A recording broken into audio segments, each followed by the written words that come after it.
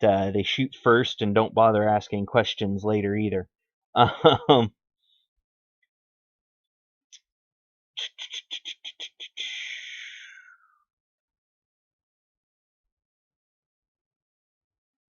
and the so anyhow, excuse me,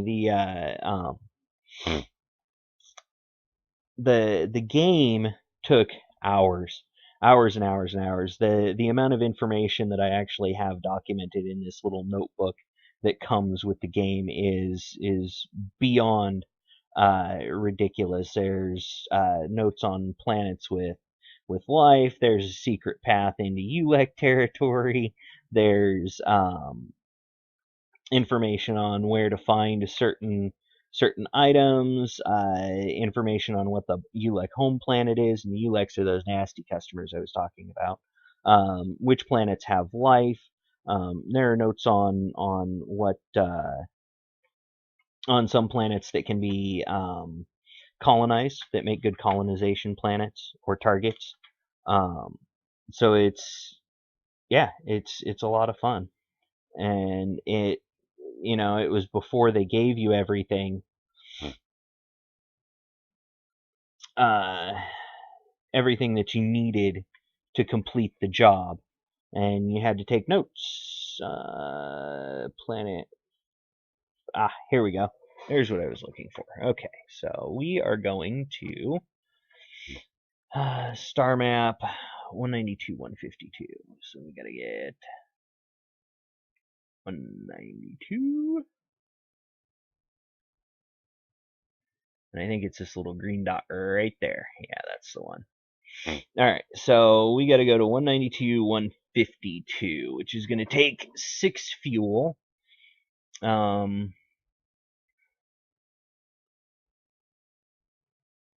Yeah, I don't see any reason why we can't do that straight away. Speaking of the minstrels, so I will hail them.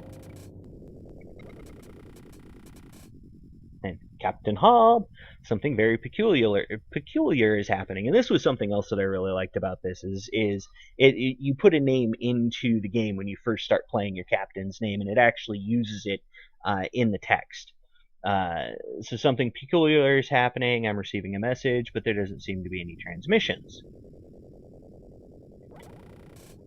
And then you can say anything that you want. So time, it seems, doesn't flow. For some, it's fast. For others, slow. In what to one race is no time at all, another race can rise and fall. And then, like, literally you can say anything and they will respond with more of this verse, this minstrel's verse. The virus spread like burning fire. The sea of dread rose higher and higher. The crystal ones had to fight by causing suns to ignite. Self-defense, it is their right. So, as I said, this gives you a clue as to what's going on. Back when all the stars were young, before the minstrel songs were sung, when this galaxy was new, there came from far the crystal few. Gradually they spread through space. They were the first, the only race.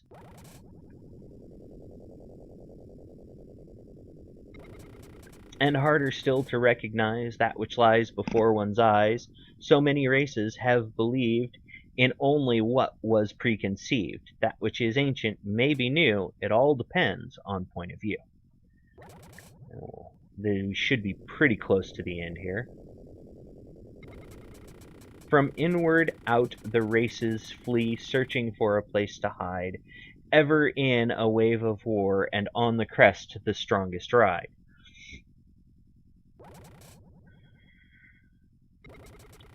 We are the watchers of the dance. Many wonder at us. But how could there be an audience for the greatest of all comedies? Or how could there not be an audience for the greatest of all comedies? And it is, it's more a tragedy, but through the windless night we sail to watch the timeless dance unfold. Out of joy we share the tale to any who would have it told.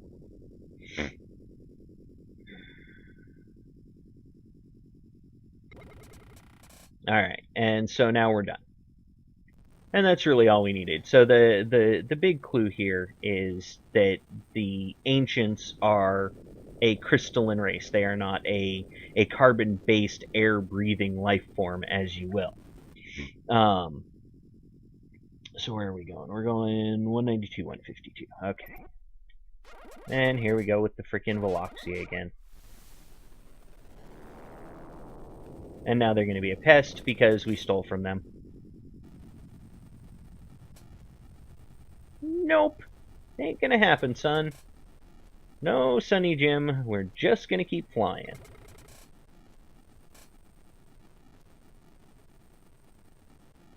La la la la la la la, running away.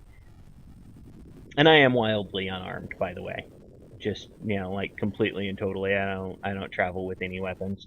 We're going to what, 152? Yeah, okay. So we're very nearly at that level.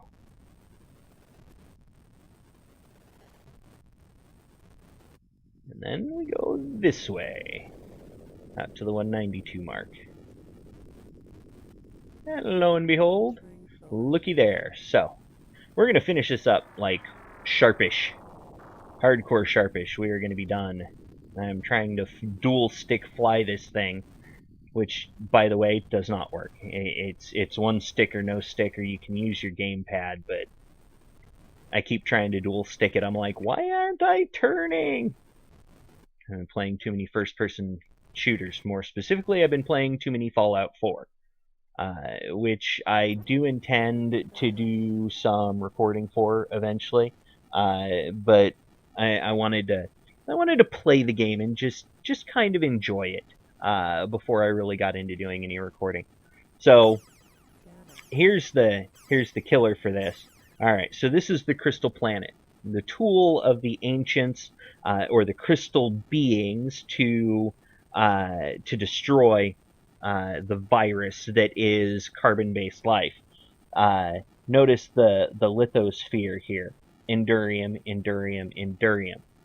And if you haven't pieced it together yet, the ancients themselves are Endurium, or what we call Endurium. They are a race of beings that are not carbon-based. They are a crystalline-based life form, and we burn them as fuel.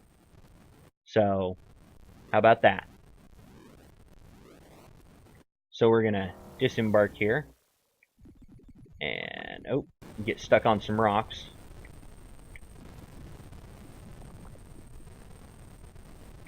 And continue to try and drive this stupid thing.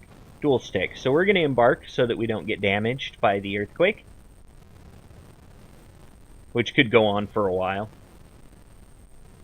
And we're just going to hang out and chill. Yeah! Shake it up, baby! But anyhow, the ancients are a crystalline race, and we've been collecting them and using them as fuel for spaceships, and all the races have been doing this. So of course they would consider the other races to be a blight, a problem for them.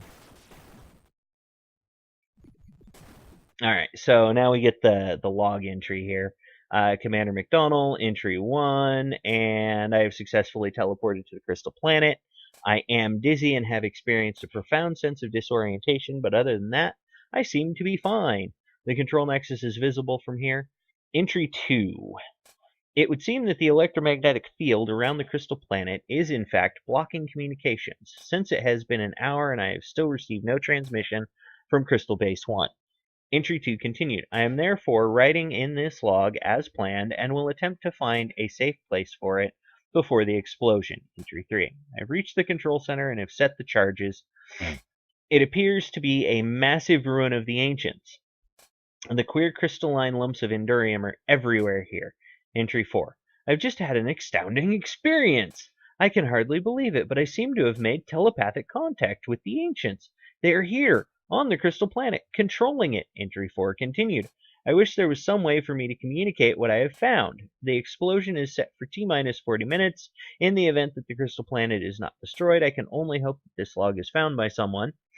Entry 4 continued. I can hardly believe it. Those weird lumps are actually intelligent life. The ancients are Endurium, and we have spent hundreds of years hunting them to burn for fuel in our ships. Ta-da! The big shocker, the big mystery. And that's one of the things that I liked, was that there was a mystery to solve, and when you get to the end, they actually solve it. The metabolism is so slow, or so much slower than ours, they live in an entirely different time framework. I don't think they even know we are sentient. I believe it was only because of a link through the crystal planet that contact was made at all. Entry 4 continued again. This crystal planet was their last defense. I can hardly blame them. Carbon-based life must have seemed something like a virus to them. Just the same, I hope the explosion works. It looks like, at this point, it's us or them. McConnell out. And that's really kind of the truth at that point, is it was us or them. Oh, they're going to start this crap again. All right. So I'm going to inventory. We are going to... Oh, I did not do that right. Black egg, drop, and we're going to beat the feet. I'm going to quickly go through this.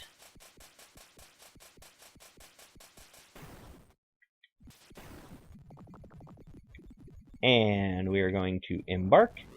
And peace out. Bye-bye. And that's really kind of the end of it there. You blow up the planet. You fly back home. Ta-da! Because I'm awesome. Or you're awesome. Your crew is awesome. Whatever. Anyhow, you fly back to your space station here. And I forget that is really frickin' loud. And of course, you're welcomed as a hero, a savior of the races, yada yada. You've saved the universe from the evil crystal beings that you've been burning as fuel.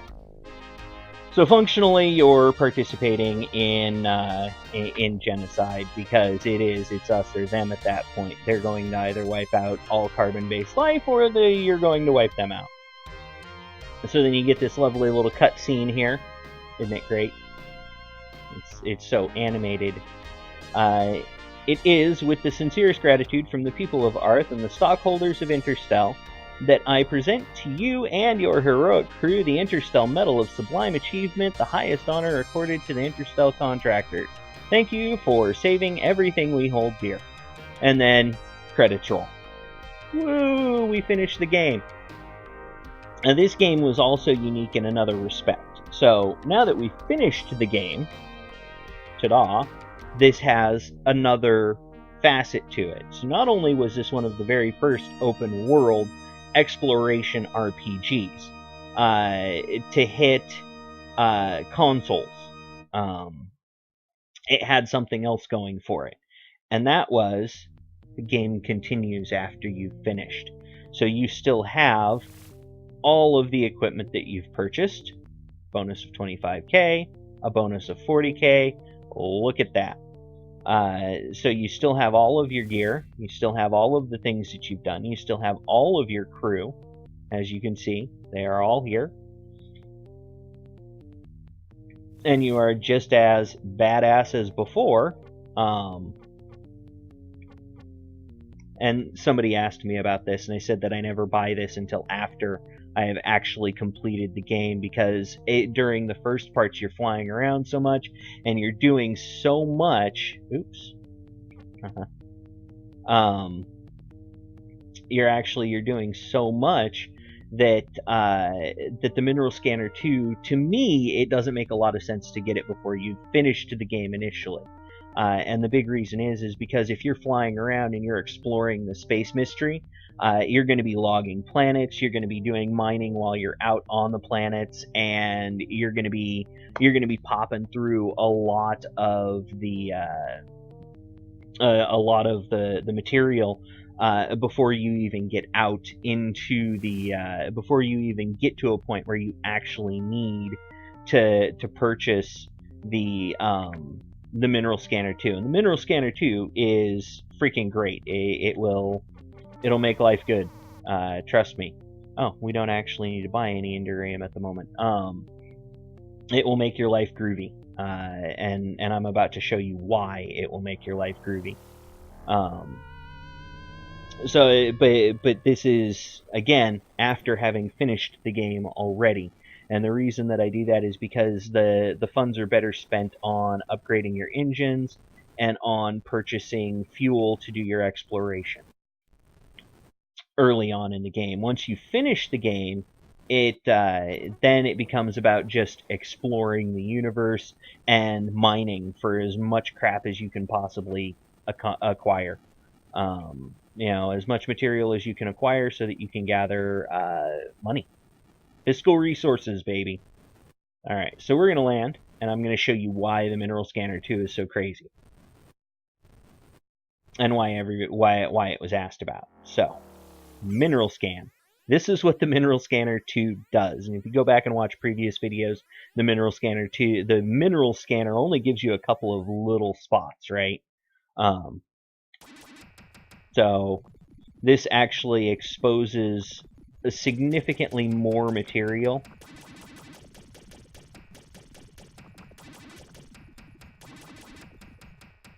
which of course means that it's easier to get to.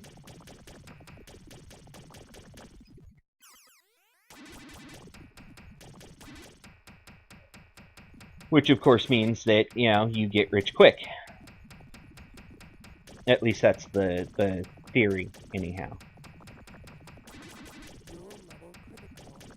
And we don't really care about fuel because I have the flat device, so I'm gonna fill up right over here, actually. And I used to do this. I'd just drive around in circles. Except that with the way I have the controls set up now, I can't do that. Huh. I might have to change back to the gamepad so that it registers the because the way it is now, it's you can turn or you can move forward, and that's actually kind of freaking obnoxious.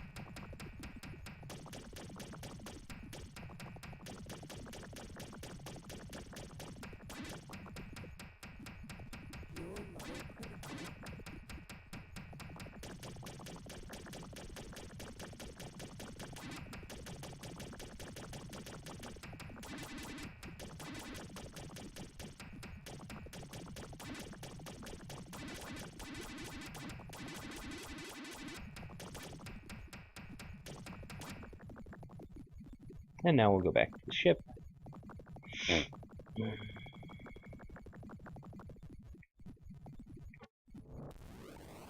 And we'll blast off. But Mineral Scanner 2 gives you access to significantly more materials.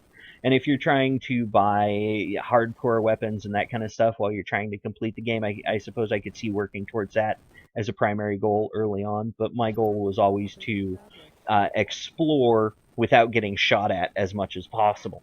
So I always relied on armor. Occasionally I'd buy shields. Depending on how I was faring in the game. But the goal was always to collect artifacts and to acquire materials as I was going through the process of exploring the universe and as I was going through the process of solving the mystery. And so I very often I didn't bother with the Mineral Scanner 2 until after I had completed the game, at which point your whole goal at that point is to explore the universe and collect minerals. There wasn't really any further story after that point. So, and that's why at this point now when I play the game, I play it to speed play it. My goal is to beat the game as quickly as possible, and actually this is shorter than any other. The total time on this is shorter than any other run that I've done previously. I mean, it really, if I hadn't screwed around giving explanations, this probably would have been an hour and a half to beat the game. and previous instances it's like 2.5 to 3 hours, up to 4 in some cases if I'm really taking my time. But there it is. That is Starflight, and that's all we have. That is the end of this particular series. I am thinking about doing some lengthier Let's Plays of some classic console games, but I have to track a couple of them down. There's one that I'd like that I'm considering doing called Sword of Vermilion, which was one of my which was kind of a really interesting mix of genres of game, or genres, depending on who you talk to and how you want to say that word. And that game combined a top-down, I won't say open world, but it combined a top-down exploration component with an action fighting component, kind of an isometric action fighting component, with some more traditional JRPG style quest lines, and then it had a side-scrolling boss fight component. So it was a weird mishmash of gaming styles, and it was a lot of fun to play. And I thought it was really cool when I was a kid, and I still think it's really cool because you don't see a mix of styles, of game styles like that.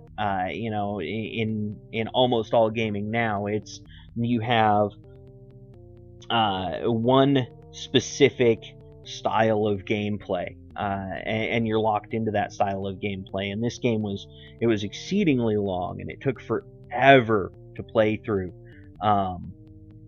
But again, it had so many different styles of gameplay, and it had dungeon exploration, it had action combat and magic and swords and armor and all of this stuff that you were doing. And so I think maybe I'll do an extended Let's Play series of that game next, as part of a classic series, because I really do. I love the classics. The games I cut my teeth on when I was a kid, and these will forever be some of my all-time favorite games. But that's it for me for today. Thank you very much for watching. I really hope you enjoyed it. If you have any questions, if you have any comments, please leave them below. I'm always happy to hear from my viewers, and if you are a previous subscriber, thank you for subscribing. If you're a new subscriber, thank you even more for subscribing. No, I take that back. Thank you all very much for subscribing. I really look forward to hopefully providing you with an entertaining and maybe even informative experience. So once again, thank you. Have a great day, everybody.